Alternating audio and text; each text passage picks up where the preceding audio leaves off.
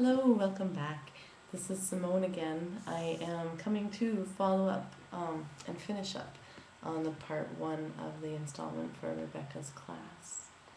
I think where I got cut off last time was when I was about to talk about the teaching staff at Kato Kindergarten, and kind of the cultural differences between the Japanese staff and the rest of us, who are American, Canadian, Australian, and New Zealanders. And basically, time of departure from school is hugely, wildly different. Our Japanese coworkers leave between 7 and 8 p.m. pretty regularly, and we leave between 4 and 5 pretty regularly. And our contract is finished daily at 4:10, and quite often we have meetings until 5:30, or we'll stay until 5:30, 6 o'clock. However, our friends who are Japanese stay much longer, and it's really the cultural expectation that they will stay longer to finish the work that they have to do, but also to not be the first ones, to not be the ones who are leaving before the other ones, I think is partly part of it too. And that working until you're finished, or working until everybody else has finished working, is really, really strong in the culture. And it's seen, or what I interpret as kind of prepping for this is bedtimes for children. You ask a Japanese parent what time their kid goes to bed and they look at you funny, like, when? They went to bed at this time this night, or at this time this night. And we have friends who are Japanese, and their children, by our standards, go to bed quite late. And I think that is partly to do with, well, they're not finished visiting with their family if it's the weekend, or they're not finished their homework if it's the weeknight, or just that kids go to bed when what they're doing is finished, and parents and grown-ups leave work when what they're doing is finished, and what their friends are doing is finished too, because it's really strong that they work together. So I wanted to tell you that. Also, I'm not sure how specific I was with the trimesters. Instead of 4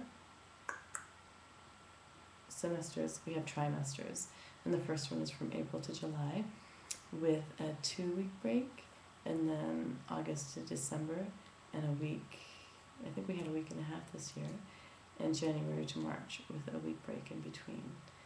So that's the big breaks that we have. So as you see, there's not that big summer vacation that we so miss in the US, but also which might be responsible for some of the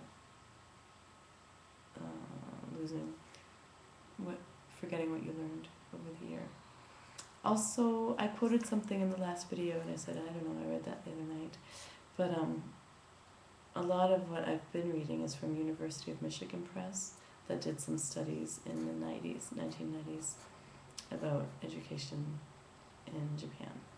So if you just Google University of Michigan, if that's something that you want to look up, you can. I have on my notes here too, maybe I told you last time, but I wanted to talk about how the kids don't have snacks, which is still something that blows my mind. These 3-year-olds come to school and don't eat anything until 11 o'clock. No, until 12:30. Whereas when I was working at an elementary school, we'd come to school and have breakfast at 8:30, and then we'd have snack at 10, and then we'd have lunch at 11:30, and then go home and have a snack, and eat supper. How does that go in with education? Well, I guess how that ties into education is the percentage of the day that's not spent doing academics, maybe, but also the whole philosophy around food here is really, did I tell you this last time? Maybe. But anyway, the kids have to show us what they've eaten, and they have to eat almost everything, or they have to go back down and sit down And we tell them because even a grain of rice has a little bit of energy.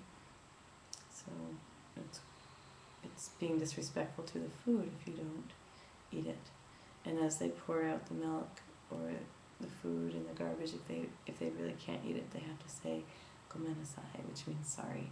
Although in my classroom I say sorry, because that's one thing that even though it's a bilingual school, we have to.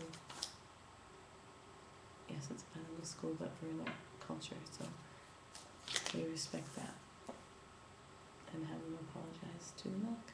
That it's a nice idea. Anything else? If I think of something else, you'll see me again. Alright, I hope you enjoyed the video about teaching in Japan, and you should try it sometime. Google Kato Gakuen, that's a school that I work at. It's one of the first bilingual schools in Japan, and it's a really nice school. So, thank you, Rebecca, for the opportunity to think about what I'm doing here, and for whoever's been watching this. Alright, good night.